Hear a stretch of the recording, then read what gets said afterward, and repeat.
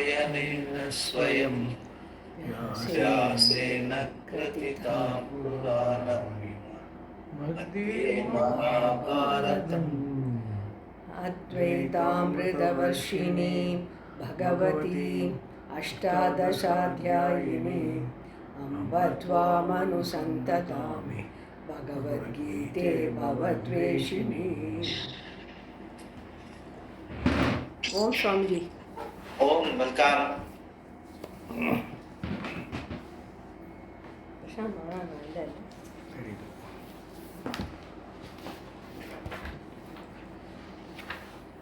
So, if you really look at what you have gone through, even though it doesn't say that, see that the three things, Kshetram, Kshetrajna, Jnanam, Nyayam, and then he will be explaining Purusha and Prakriti. So that is what the question, it was assumed, since in the original text it was not there. Bhagavan Shankara assumed and then answered. But later that question was found or something that Arjuna asked this question, the reference, and Bhagavan is explaining. So, if you really look at the equation which I was talking about, Tat Tvam Asi, that is what is getting established, as I was saying. The Tvam Padartha first 6 chapters, that is you. Tat Padartha, and that is Ishvara, in the next 6 chapters. And the Tvat and Tvam are equated, Asi, is the last 6 chapters, starting with the 13th chapter. So, what is being equated? Kshetra and Kshetrajna, Purusha and Prakriti. How it can get equated? By Jnanam, by understanding. But the understanding which is being talked about here, Jnanam, is the qualification, the preparedness of the mind, by which you will be ready to see the equation. As you get yourself qualified, like Amanitvam, Madamritvam, Jara, Janma, Mrityu, Jara, Vyadi, Dukkha, Dosha, Anudarshanam, Masakti, Anavishwangaha, Putra, Dara, Gragadishu. As we go along this, acquiring this sort of space between the reality of the being and whatever we deal with, right from our body and the world. So then you will see, as you do it, Swamiji used to say after this entire verses, he used to say, there is just one more step. Once you are ready, there is just one more step to understand the reality of you is the reality of Ishvara and the world. So, and that is precisely this. Kshetra is the reality of the world and Ishvara. Kshetrajna is the reality of the Ishvara again and the reality of your being. So, and Purusha Prakriti also will be like that. But for that you have to be mentally prepared. For you to understand that reality, understanding, that you must be able to first see yourself as the being and your body, mind, senses are only instruments. Then once the inquiry will be, if I am only the being, what is that being? If I am not my body, mind, senses, which are all born in time and space and having name, fame and all that, then I must be something before body, mind, sense, or time and space came into being. That means what? I am the origin, I am the source. That is the reality of the being, which is not bound by time, not bound by space, and not objectified by it. Because objectified is when Pancha Bhutas are yet to start. Creation is yet to start. Before that, what I am? The being only. So that is my reality, and that is the reality of Ishvara also, because he also is the Prakritim Swam Adhishtanam, Adhishtaya Sambhavami Atma Maya. We have seen that. So, as a creator, he is before time and space and causality. So that is his reality, that is your reality. Your reality you understand by going through all this jnanam, the qualification, manitvam, madamritvam. If you look at the whole thing, you find that you are the being, and you are between your reality and the reality of your body, mind, senses, your relationship, etc., with the world. They are all only objects observed, whereas you are the subject, the being, and there is quite a lot of the sense. If you understand the space, you are not really identified with all them. You are all doing the transaction, but you are not identified with any of those. So that becomes the basis for the equation of Kshetra and Kshetrajna, Purusha and Prakriti, by understanding through Jnanam. Nyayam is nothing but the same. Nyayam is at the end of it all what you understand. Nyayam. So that is how he is proceeding. Now he is talking about that, that's what he says. What he says, Etat Vijnaya, knowing this Nyayam Brahma that was told in the previous verse, becomes fit to gain myself. Mat Bhavaya Upapadyate. So, Mat Bhavam meaning Ishvara Bhavam, my Bhavam, I recognizing the one's identity with Ishvara. So that is what he says. Nyayam Brahma is nothing but identity. Identity is not Tattvam Asi, equation, which I was telling Mahavakyam. The Asi is the identity. And knowing this Nyayam Brahma, it was told you recognize your identity with Ishvara. This is what the paragraph we have just now completed. So this is accomplished by Mat Bhakta, like the 10th man becoming the 10th man. Once he knows he is the 10th man. In order to know Paramatma, you must have love for Paramatma Jnana. Everybody loves Ananda, that happens to be Atma, but in spite of this, rarely does one love Atma Jnana. Because we think Ananda means, that is where Ananda means a Purushartha. Ananda means I must acquire happiness by going out and doing things. Whereas your reality is Ananda, that happens to be Atma. But in spite of this, rarely one does love Atma Jnana. This is what distinguishes a person as a Jignasu. Jignasu is a person who has got the qualification, Jnana, of all whatever you have discussed. And this is the Bhakta meant here, who is much more than a simple Bhakta who appeals to Bhagavan to assist him in his pursuits within samsara. Going to the temple and ask for Bhagavan, take care of me, take care of me. Speaking in North Indian language, they will say, Trahimam, Pahimam, Trahimam, Pahimam. Swamiji always used to, lot of humor he used to say. Bhagavan to say, Trahimam, Trahim, Pahimam, Trahimam, Pahimam. He has given you a head. What more he can give you? You keep on pestering him. So like that he used to tell. So he is much more than a simple Bhakta who appeals to Bhagavan to assist him in his pursuits within samsara. So that is where we stop. Now let us read further. Yeah, when you want everything, you have to give everything. That is how it is. Even in gambling, if you are very sure you are going to win, you will stake everything. But here, no, where are you studying? Where are you reading? The paragraph starting with when you want everything. Oh, from there you are starting. Okay, good. Yeah. When you want everything, you have to give everything. That is how it is. Even in gambling, if you are very sure you are going to win, you will stake everything. But here, there is no gamble because what you have to accomplish is already an established fact. Your volume is low, I think. Just check it. Your recording may be slow. My volume is full. 1 second. 1 second, Swami.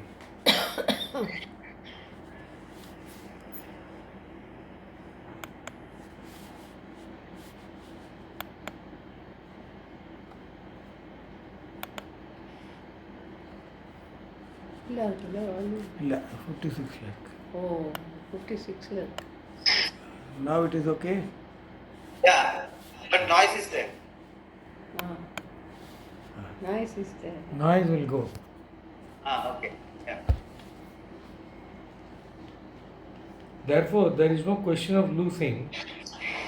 Here, to the extent you give up, to that extent you gain in the sense, the more contented you are, the more you are able to give up. The more dissatisfied you are, the less you can give up. Here, giving up is really growing out of something, so that every time you give up something, you have grown out of it. And therefore, there is no loss involved.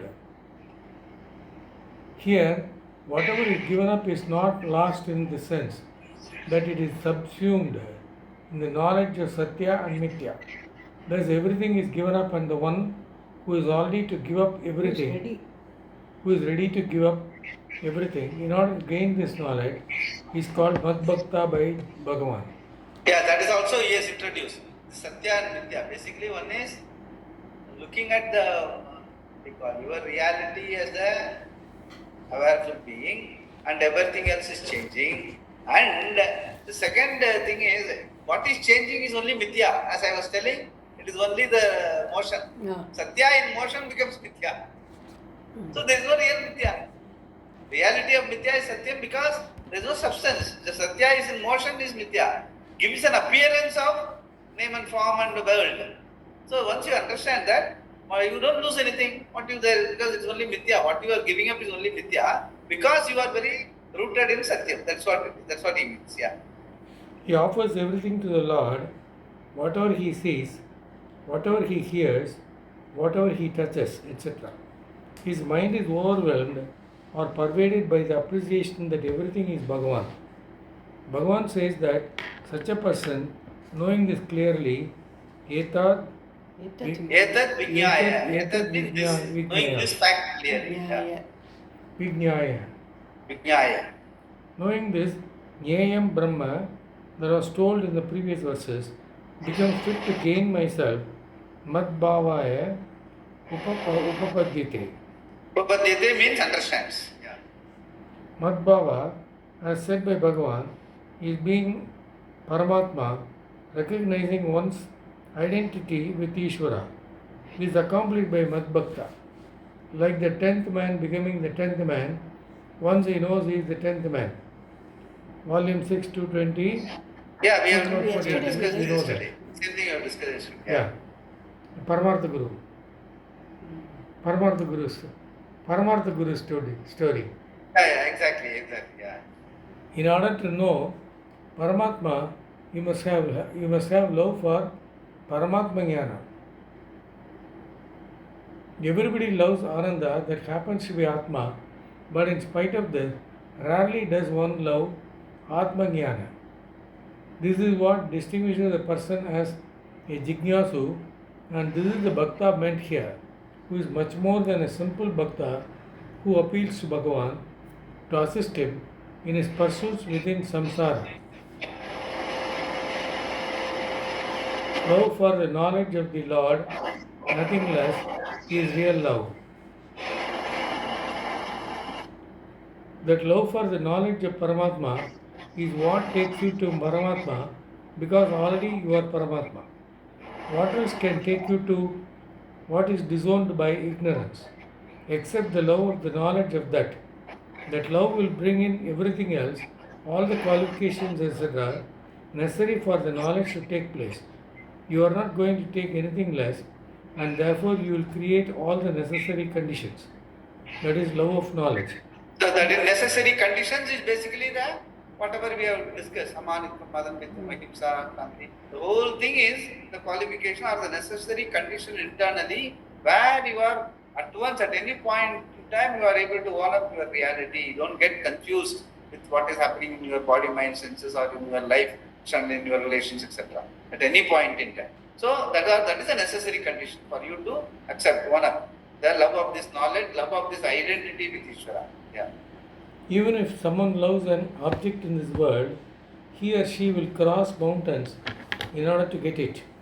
Naturally, once you have a love for this knowledge and know how precious it is, what will you not do to gain it? In fact, the love for jnana is so great that nothing is really given up. Useless things are left behind with a great relief. There is no sacrifice involved at all. It's an all-consuming love for knowledge. It's an all-consuming love for knowledge. All-consuming love for knowledge, and anything inimical to it just drops off. To such a person, this knowledge cannot be denied. Shankara connects the next verse with the previous section, reminding us of the two forms of Prakriti, Para and Apara, discussed in the 7th chapter. We saw that together they account for the whole creation. In this chapter, the Chaitanya Atma, which is identical with Brahman, is Para Prakriti and Apara Prakriti is Chaitra. Now the question is raised as to how are the Chaitra or Prakriti and Chaitrajna and Purusha the two causes for everything. The following verses answer this question.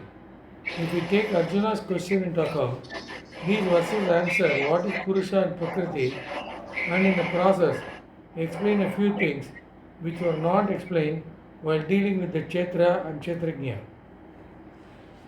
Verse 19. The Prakriti and Purusha become the cause for everything. Prakritim Purusham Chaiva Vidyanadi Ubhavapi Vikaramscha Gunamschaiva Vidhi Prakriti Sambhavan. Prakritim Purusham Chaiva. Indeed, Prakriti and Purusha, Ubhav Api, both also, Vidhi, may you know, Anadi, or beginningless, Vidhi, may you know, Vikaran Cha, and the modifications, Gunanan Cha, and the qualities, Eva, indeed, Prakriti Sambhavan, or born of Prakriti. May you know that both Prakriti and Purusha are indeed beginningless. May you also know that the modifications and the qualities are indeed born of Prakriti. Prakriti means that which is completely available for creation. Prakarshena Kriti Yogayatvat Prakritihi. Yogyatvat Prakritihi. Prakarshena Kriti Yogyatvat Prakritihi. Asking some time back. He was asking what is Prakriti. This is the explanation. Prakarshena Kriti Yogyatvat Prakritihi. In the sense, Kriti Yogyatvat meaning what is that? Ajopi sanna, Abhyaya Atma sanna, Bhutanam Ishwaropi sanna, Prakritim Swam Adhishtaya Sambhavami Atma Maya. We read it in the 4th chapter, 4.17. That Prakriti is the Prakritim Atma Maya. What is Prakriti? What is which is ready? What can be? What is ready for Kriti Yogyatva? What is ready for creation? He is Atma Maya. There in that sloka it was clearly said, he himself said, Atma Maya Prakritim Swam Adhishtaya. By Adhishtanam, I am the Adhishtanam of the Prakriti. With that Atma Maya, I am creating. Sambhavami, creating. So here, Kriti Yogyatvam is what? Basically Maya, Atma Maya. That means my reality, I give a shape of changeless, changing motion. That is what it is. Changing motion is the Atma Maya. And you see a Prakriti. But reality is changeless. That's it. That is precisely what he means by that. Yeah. Clay, for example, can be really said to be the Prakriti for earthenware. It is a cause that has a certain potential. While it can be the cause for a pot, it cannot be the cause for a mirror.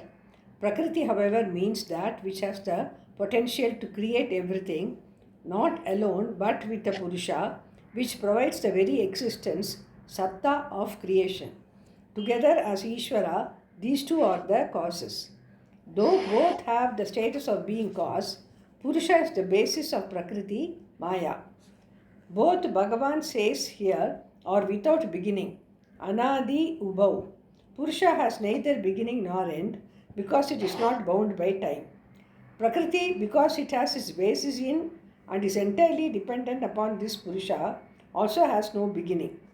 If Prakriti had a beginning, prior to its beginning, there would have been an absence of Prakriti. If that is so, out of what was Prakriti created? This leads us into an infinite regression and the impossibility of creation. Therefore, Prakriti is also Anadi. From the standpoint of the creation, it is Maya accounting for the apparent Mithya creation. And from the standpoint of the individual, we call it Avidya. When the dissolution of creation takes place, all that remains is Brahman with the unmanifest condition called Prakriti.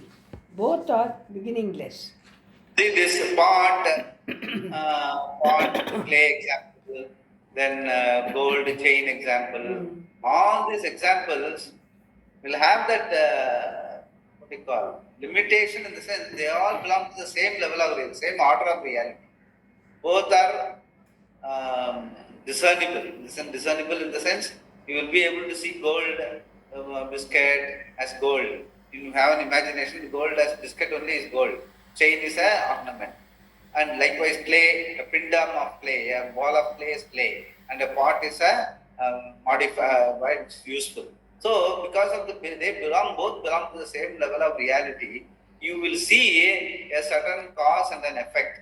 Even though what the Shastra says through those examples is Essentially, pot is nothing but clay. Essentially, chain is nothing but gold. So gold alone exists, Satyam. Chain is Mithya. Clay alone Satyam. Pot is Mithya, like that. But you will always feel that there is some modification happening. Whereas here, once you, that will be a Drishtanta. Drishtanta, you have to use it only for a particular purpose, just to get the cognitive understanding what the Shastra wants to tell. Tell what the Shastra wants to tell is that other than the substance, there is no other substance. Like without clay, there is no pot world. Without gold, there is no ornament world. So, essentially, what is there is only clay, what is there is only gold. So, in the same way, Purusha alone is there, Prakriti is only. But in this particular case, there is no real substance in the Prakriti, and there is only the Purusha, that is which we have been explaining as Desa Kala Vastu Parichinnam, is just the being. The Prakriti is just in motion. There is not even, like even a part, you cannot even say that it is there. That much of Mithyatvam is there for this world. It is continuously in motion. Even the play is only Mithya. When it comes to the Purusha which we are talking about, the reality which we are talking about, Purusha, even the clay is Mithya, gold is Mithya. Because if you analyze gold is nothing but atoms. If you analyze clay, actually both clay and gold are nothing but Prithvi. They are both in Prithvi. In there, both of them Panchabhutas are there. Yes.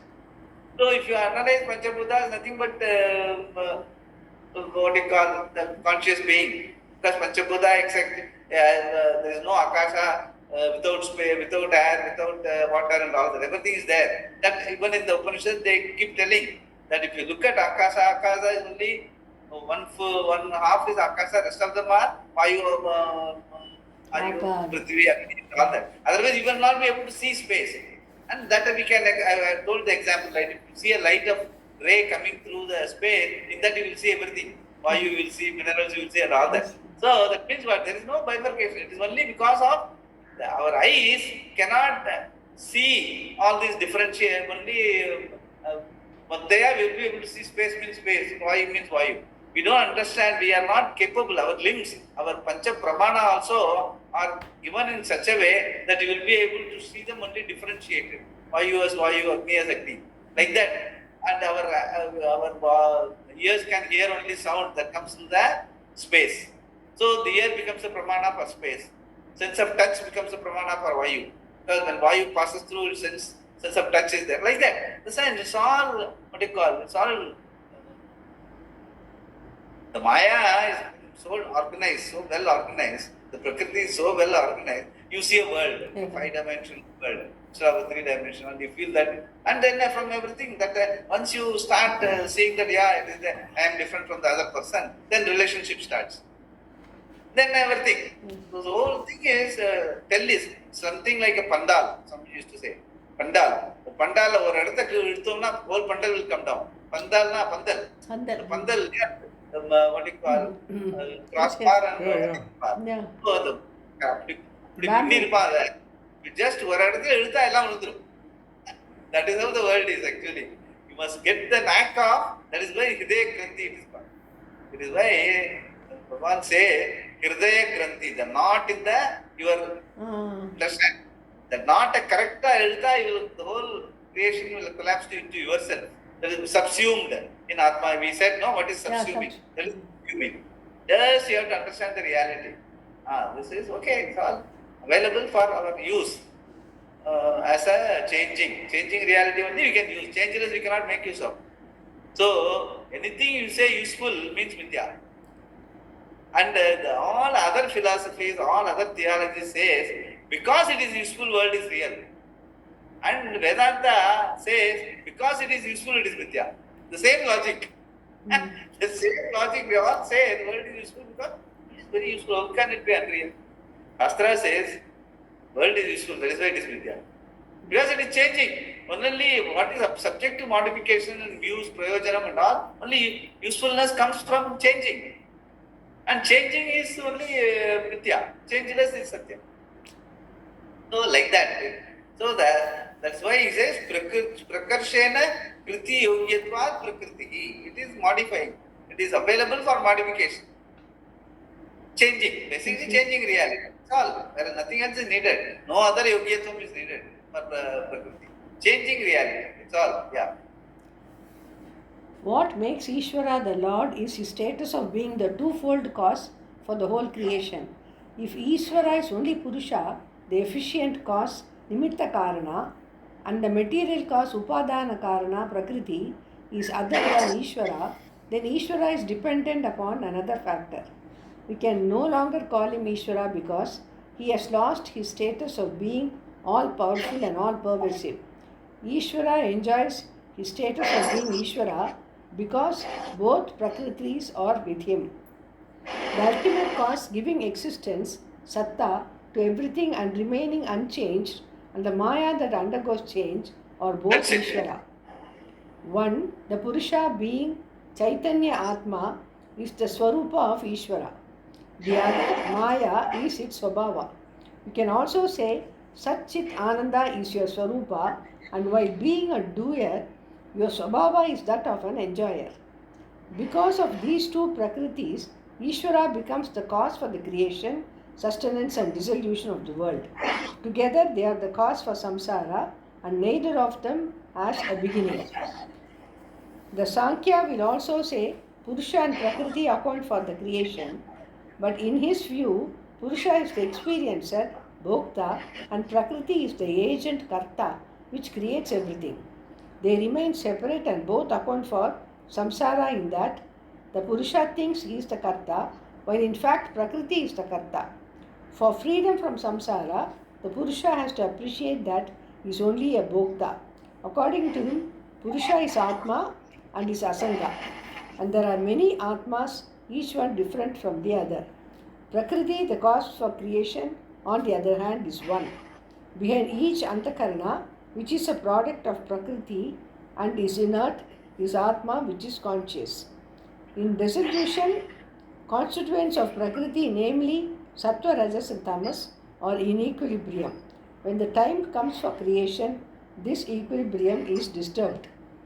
See, even though this Sattva, Rajas, Tamas and all, that logically it helps for us to explain the gunas of various animals, plants and our own. Some people are tamasic, some people are rajasic and all that. It explains, it is able to help us to explain the variety in the creation. But what is their problem is, the other philosophy is this, once they postulate these things, they say they are also equally real.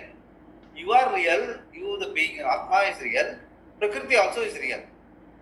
And when Atma tries to identify with Prakriti, it becomes samsara. Once you understand that you are not connected, you become free. But Prakriti is real. Till the time you understand, so you become free, you become mukta. But other people are all there. For them, till the time they understand, Prakriti is real. But what our Shastra, whether you understand or not, this is a reality. So, because of that, that is why the 10th man logic. The sense, just because you have not understood that you are that there are no laws, the 10th man is always there, just because you don't know, you can't say 10th man was not there. 10th man was always there. You didn't know it. So, that is how it is. So, our reality, the reality taught by Vedanta is, you are Brahman, you are reality here and now. But for you to not feel that I am samsari, I am dukkhi and all that, you have to understand it. That's all. But we don't say you become mukta. There is no real moksha as such. Your understanding that I am a limited person is knocked off by the understanding. That's all. But you are ever Brahman.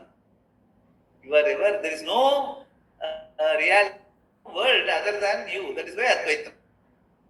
So that is the speciality of the teaching. And because it is what you call, we are not trying to, because the Shastra doesn't say, nowhere, whatever Sankhya philosophy, theology, everything, all Vishishtadvaitam and all that, the Shastra does not, Upanishad doesn't say. Upanishad only has got all Brahma, all Mahavakyas are very clear. Tat Masi, Aham Brahma Asmi.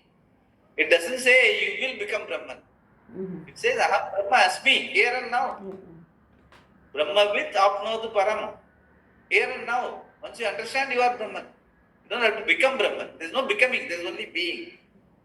It is the reality of the Shastra, but you have to be, when you are saying that it is a pramana, a separate sixth pramana by which you are understanding the reality, then you must be faithful to that pramana. You should not distort it by your own thought process. That is precisely what has happened in all philosophies. Everyone has come with their own conclusions and they used the Shastra Vakyas to spin out of it their own religion. That is precisely what has happened. And that is not, that means you are not. That is why, that means the sanctity of the pramana is lost. The vivaksha of what the Shastra has to say, you have to total shraddha, buddhim cha saradim viddhi. Your buddhi has to become Krishna's buddhi. What Krishna says should be, you must be saying totally, without any loss. When he says Aham Brahmasmi, you must also say Aham Brahmasmi. No, after learning Shastra, I became Brahman. Before that, what? So that is precisely what we have to understand. That's why all these philosophies that Sattva, Rajas, Tamas and all is helpful for us to understand how each one behave and all. But that's not reality. That is only the Prakriti. Prakriti means Maya, meaning as though. It is only a, what do you call it? As I have been telling, it is only a Upadi. Upadi meaning Maya, Upadi meaning a construct to understand, a Prakriya. A Prakriya is not a reality. A Prakriya is a methodology by which you understand reality. But these people, what they have done, they postulate a Prakriya and they satisfy the world is real. That is precisely the problem. There is a difference. That also we should understand when we are dealing with all this other people's postulation and all that. We can make use of it for us to have a better understanding. But we should not get carried away by saying that Sakya say Prakriti is real, Purusha also is real. When there is a sambandha, you get into samsara. When sambandha is broken, you become mukta. But Prakriti is still real. Which is not so. That is precisely what he is trying to say. Yeah. Swamiji, they say Adhyasa, we read some last chapter, Adhyasa Bhava, like we think that, like you said, even though it's a mithya, because Shankara says that Adhyasena sambandha. Basically, beautifully what it says is, as I have been telling you, see, when we are having some problem with the body, we say there is a problem with the body. But we get carried away. We don't say we are having a problem with the body. We say I am having a problem. So I am having a problem with another problem. I am problem. I am sad. So itaretara bhava anupapattihi. அப்படின்னு சொல்றது சாஸ்திரம் பிரம்மசூத்திரத்துல. Meaning, you take I to be the body mind senses and body mind senses to be I. Both ways. Yes. So body mind senses, okay, nobody else is taking care, I am taking care, சொன்னாலும் பரவாயில்ல. The identity is mutual, total. So that is called adhyasa. The sambandha is adhyasena sambandha. But the reality is only you are there, everything else is changing. Mithya. That is precisely the adhyasa, meaning lack of understanding of satya mithya relationship. That's all. Adhyasa nu taniya kadayadu. Adhyasa means confusion. Itaretara bhava anupa tasmin atad buddhihi atasmin tad buddhihi. It's called adhyasa. Rendu confusion. Even though when we are in a very objective mode when it comes to talking to others, when we advise others, இந்த problem உடம்புல தானே doctor போனால் சரியாயிடும். Don't feel so bad. When it comes to us, we identify. And especially when major issues, when it comes to relationships, even though it is all vyavahara, it becomes so real, then it becomes pradibhasika. The pradibhasika meaning it frightens you like a snake on rope. If it is part and play relationship, it's okay. Okay, part is only useful, it is reality is play. But when it comes to snake and rope, you jump seeing this rope because you don't understand this rope, because it is the snake. Illa the snake paathu already. And there are people who bring stick and beat the rope to pulp. that is precisely when we talk about rope snake, we laugh it out. That is precisely, that is why Bhagavan Shankara says there is no vyavahara. In all our vyavahara is pratipashika. We are all living in an illusory world. That is why he says waking and dream are one and the same. There is no waking reality other than that dream reality. Adanalata, it says Satyam, only Paramatikam is reality, only your reality, the being is only reality, everything else is Mithya. Mithya, there are two kinds of, one is false Mithya like rope and snake. Pot and clay, okay, once you understand, you can do Vyavahara with that. Like even the sun is neither setting nor rising, but we still do. We appreciate the rising sun, we appreciate the setting sun, but we know there is no sunset or sunrise. So Vyavahara you can do as long as you understand. And if you set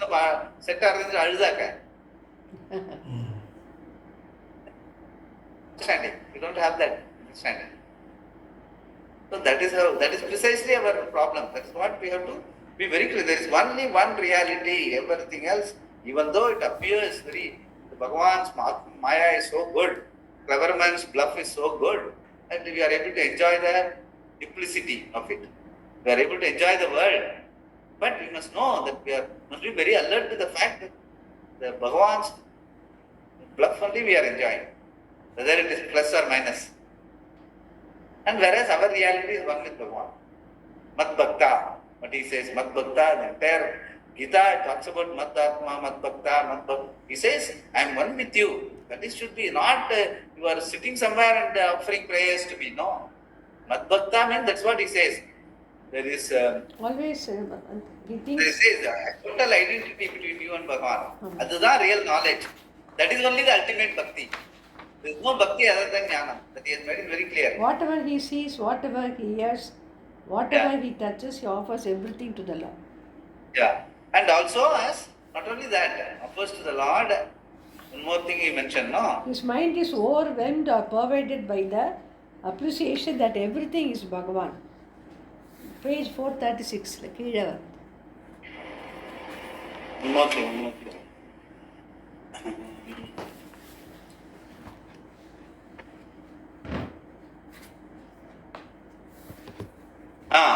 See, Mat Baba, as said by Bhagavan, is being Paramatma, recognizing one's identity with Ishvara. 437. That says, Mat Baba means what? As said by Bhagavan, is by being Paramatma, recognizing one's identity with Ishvara. Your own identity with Ishvara. That is the only reality. There is no second there. That is what we have to understand. The question is, who creates this disturbance?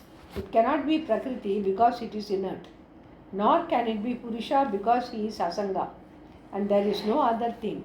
Further, if Prakriti is Nitya and it creates everything, once it is created, creation cannot dissolve. If it is dissolved, it will remain dissolved. Therefore, moksha is not possible. In fact, moksha is not necessary. Prakriti is inert and does not require moksha, and Purusha is already eternal, Nitya, and is free from any association, is Asanga. If, however, Purusha and Prakriti both constitute Ishvara, there is no problem. It means you are Ishvara, and the knowledge of that releases you from bondage. That is why the Shastra is meaningful. The Sankya's interpretation, however, is useless except as a sparring partner. Sparring partner in the sense, and Maya, Sattva, Rajas, Tamas combination, explain pannidalaam. A tree is more of Tamas and less of Rajas and Tamas. An animal is more of Rajas, less of Tamas, and like that we can classify all the plants and animals, including human being. A fellow who is Uttamadhikari is Sattva Pradhanam, a Madhyamadhikari is Rajasa Pradhanam. Adhamadhikari is Tamasa Pradhanam, தூங்கிட்டே இருப்பான் யாராவது அப்படின்னு சொல்றதுக்கு இதெல்லாம் ஹெல்ப்ஃபுல்லா இருக்கு.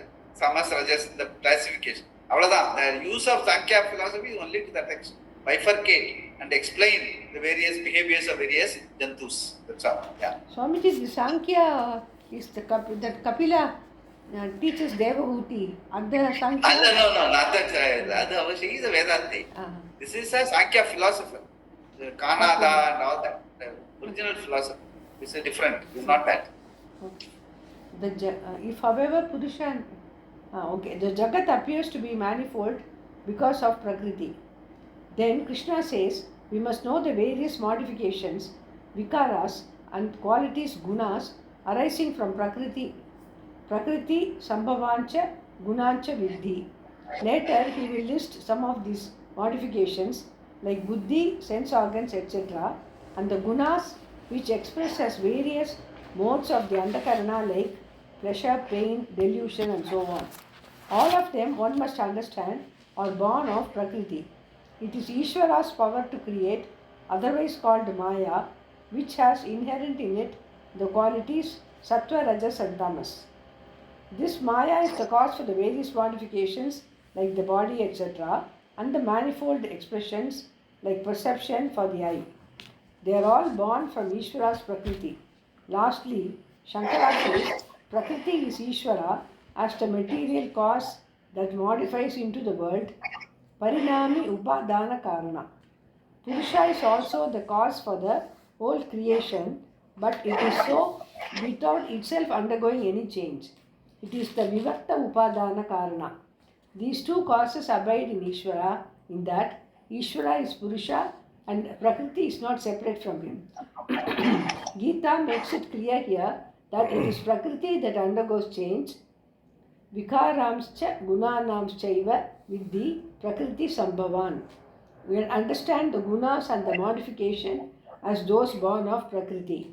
This Prakriti depends upon Purusha, the Vivatta Upadana Karana. Introducing the next verse, Shankara asks, what are the modifications and the qualities born of Prakriti? So here the Vivarta Upadana Karana meaning without undergoing change appears changing. That's all. Vivartam means doesn't undergo any change. Purusha, changeless being is there, but it appears, which is what I am telling. Just in motion it appears. Yes. Like the glow appears as party. There is no real sentence, but there is only the glow. The same way Purusha alone is there, and everything else is only an appearance. So, and that is precisely, so the whole thing, that means what? The whole thing is only a prakriya, meaning creation is nothing but Srishti prakriya. And for that they have used a model. They have used a model, different models, Panchabhuta model, Trivikrama model, and this Maya Upadhi model, Sattva Rajas Tamas. All these are models.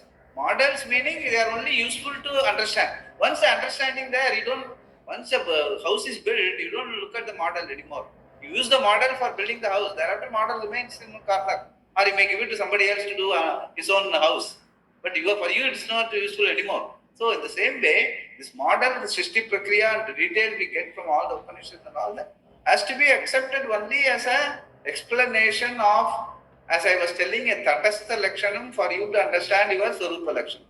Through the model of creation, you understand your reality as the being, changeless, and your Purusha, and your identity with Ishvara, and all that. That you must always keep at the bottom of the mind. Otherwise, okay, Ishvara does all these things. Either you start fearing Ishvara, or you will put him in a pratima and worshipping him, say Ishvara is separate from me, he has got all this qualification, he has done so much, so I am different from him. So your difference, your dissociation from Ishvara will get consolidated by more and more looking at all these models. That should not happen. That's what we have to understand. Be a model. For understanding Srishti is only a prakriya.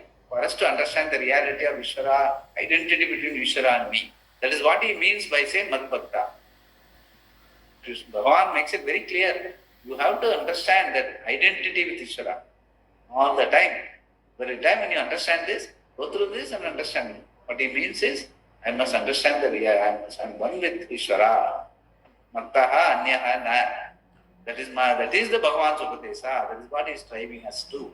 Being all the time. Yeah. Verse 20. The Prakriti is the cause for the physical body.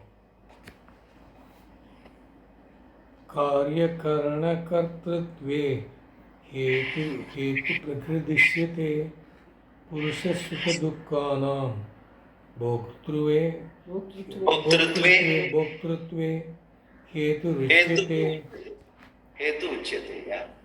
कार्यकरणकर्तव्य Kartrutve. कर्तव्य Yeah. is the creation of the physical body and the instruments. Hetuhu, the cause. Prakritihi uchyate is said to be Prakriti. Sukha dukkhanam, of pleasure and pain. Bhoktrutva, with reference to the state of being the experiencer. Purushaha, hetuhu uchyate. Purusha is said to be the cause. Prakriti is said to be the cause in the creation. When you look at the left on your right side, volume breaks. If you are looking straight like this, volume comes okay. I see. இல்லை நாம் பேசும்போது தான் You have to keep the book in front rather than on the side. Yeah. Prakriti is said to be the cause in the creation of physical body and the instruments. Purusha is said to be the cause for with reference to the state of being, the experiencer of pleasure and pain.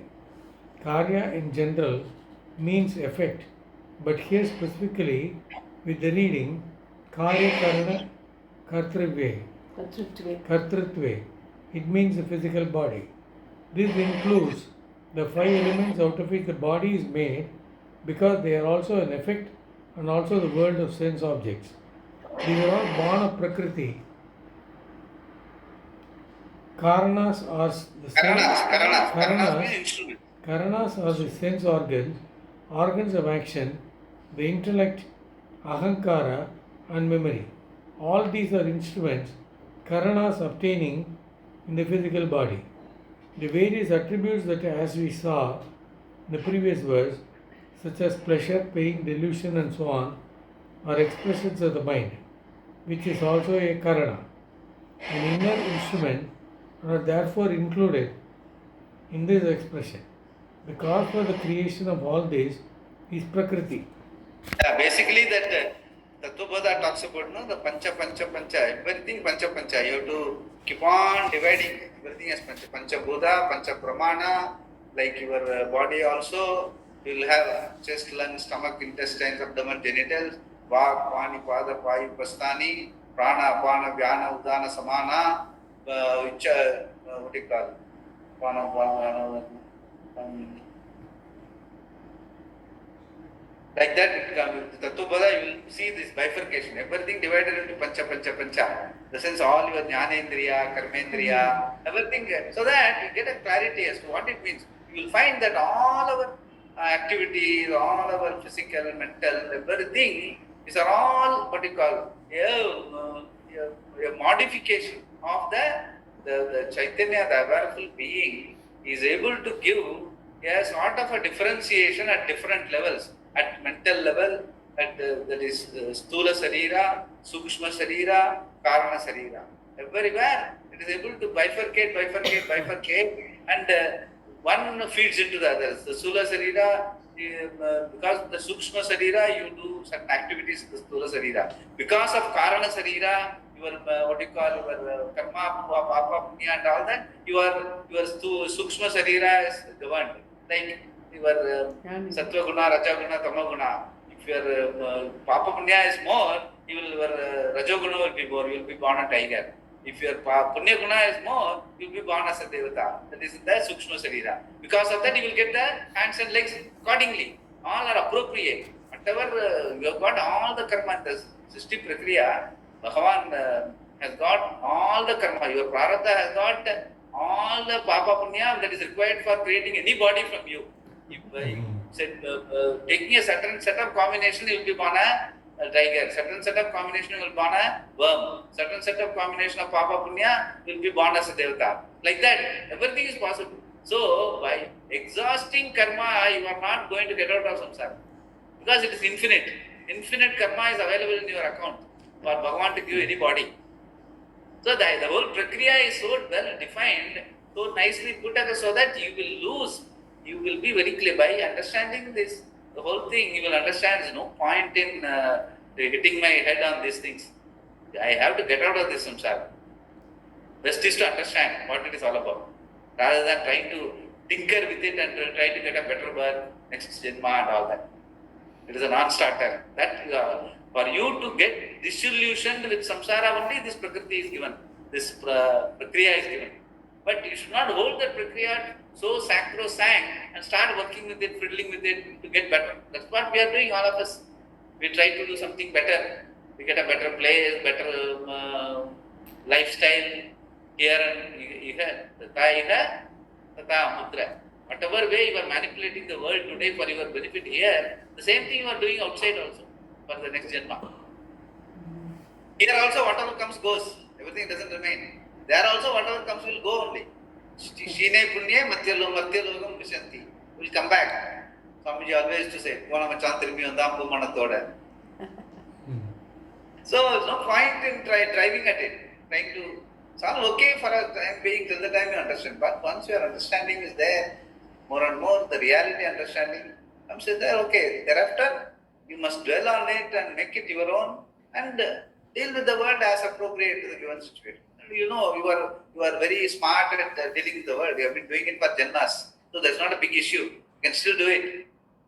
As long as wherever you are, whatever you are doing. But this understanding is something which you have to hold sacrosanct and be with it. Like a Shruti.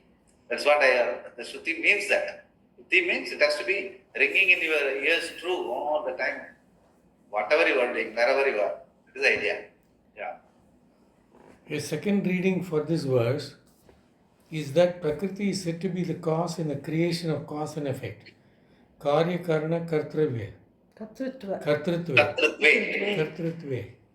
Sankara defines the Karya as the modified form of the Karana, just as the clay is the Karana for the Karya part.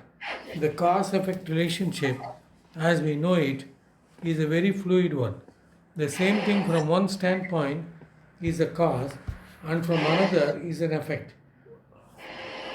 Like clay from the standpoint of a part is a cause, but from the standpoint of particles is in effect. Here he says that the cause hetu of the entire cause effect world that we know is Prakriti. See, for example, we will say our body is a karana instrument because of which we do karma. But you got your body because of your karma. So karma becomes the cause, your body becomes the karana, and your karana becomes the cause, and karma becomes the effect. So it's a cycle. That is why it's called samsara cycle, chakra. So ultimately we don't know what is cause and what is effect because the reality itself is like that. It is continuously moving. So only for the time being it will appear that because of this happened. But that is only that once you understand the reality of it, you will neither be overwhelmed by the cause or the effect. You will say karana, both are mithya only, that you will understand. That is what he is trying to say. Purusha, on whom this Prakriti depends, is also not away from creation. Not only does he create, he enjoys. The Purusha, the conscious being that obtains within Prakriti, beginning with the mind, is the cause for being an enjoyer of pleasure and pain, which are the gunas of Prakriti. Prakriti is the setup, and the one who enjoys the setup is the Purusha. Shankara says that Jiva, Kshetrajna, and Bhokta are all synonymous of Purusha. Being an enjoyer implies being a knower too. The knower of this entire creation, the Purusha, is the one who becomes the Karta and consequently the enjoyer. He is the one who becomes, in other words, seer, hearer, thinker, doubter, and so on. There is no Karta or Bhokta without the Purusha, but as we have been seeing, the Purusha exists independently of Karta or Bhokta. Purusha and Prakriti together are the cause of samsara. The connection between Prakriti and Purusha is mithya. Sankara says here that if Prakriti has not modified to become the physical body, senses, world, the various attributes of the mind like pain and pleasure, and if there is no conscious being to experience all of them, there is no samsara at all. That is why in sleep there is no experience of samsara. And also why sleep is very inviting. If Prakriti had not undergone these changes, there would be no world, no senses to report it. Purusha must also be there, otherwise there is no conscious being. But then what kind of connection can there be between the two? The nature of the Purusha is asangatva, not being connected to anything. Between Purusha, consciousness and the mind, for example, what is the connection? A vritti in consciousness is like a whiff of cloud hanging in space. It leaves no trace upon consciousness, but at the same time has no being of its own. Then again, the vritti is inert. Between the conscious Purusha and the vritti, a modified form of inert Prakriti, what connection can there be? Therefore, Sankara says that the connection is due to avidya and is thus mithya. The whole thing is Vidya is what you superimposed. call adhyasa. Adhyasa means you take it. Take it as connected. So, Vidya is adhyasa. In your hand it is called adhyasa. In Bhagavan's hand it is called maya. That's all. Okay. Ignorance. Because he knows. Here we don't know, that is why it's avidya. The whole thing is superimposed because they are connected by avidya. Whatever happens in the antakarana seems to be happening to me, and thus there is samsara. Purusha accounts for gaining the experience of knowing it, etc. And Prakriti accounts for what we experience. It's a perfect setup for a life of samsara. Now Sankara asks another question. What is this so-called samsara? He describes it as the acute experience of sukha dukkha. The one who enjoys samsara is called a samsari, and therefore it seems the Purusha becomes a samsari. How does this Purusha, who is the conscious being, unconnected to anything, become a samsari?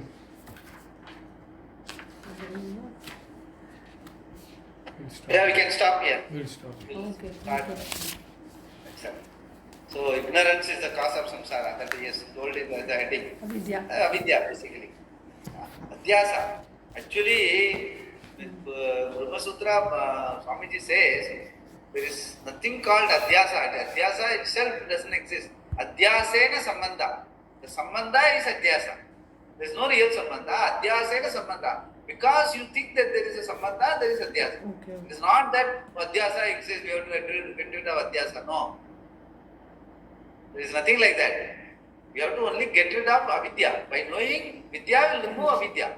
Adhyasa automatically doesn't bother. Like as I was always telling, there is sunset and sunrise. There is adhyasa, but doesn't bother us. If you know the reality, there is neither sunset nor sunrise. Okay, that is what. So, adhyasa is not the problem. Avidya is the problem. The relationship is adhyasa. Vidya means we know, we are very expert, we have been shedding of ignorance. So long, lifelong we have been shedding ignorance. Only that we have not decided to shed off the ignorance of our reality. Every other ignorance we have shed off. We know cars, we know aeroplanes, we know science, rocket science, but we don't know ourselves. Because we have not decided to know. Unless you choose to know, you cannot, nobody else can tell you. So that is avidya is the only problem. By getting rid of vidya, you are out of samsara. That's a big sense. You don't have to, like Swamiji always used to say, for making a log of wood into two, you don't have to do anything. Once you cut, automatically it becomes two. So once you remove avidya, automatically samsara goes. You don't have to do something to become samsari and mukti and all that. So avidya, that is why jnanadeva moksha. And that is why bhakti should not get confused.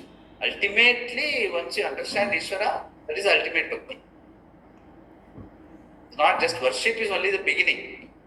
That is why Vivekananda said you can be born in a temple, but you should not die in a temple. Swamiji also used to say, you can be born in an orthodox family, you should not die in an orthodoxy. Swamiji used to say for our people, you can be born in an orthodoxy, but you should not die in orthodoxy. So all these things are That is called liberation. Liberation means what? We have to free our mindself from cobwebs. Okay. Om पूर्णमद पूर्णमिदं पूर्णात् पूर्णमुदच्यते पूर्णस्य पूर्णमादाय पूर्णमेवावशिष्यते ॐ शान्ति शान्ति शान्तिः हरि ओम् श्री गुरुभ्यो नमः हरि ओम्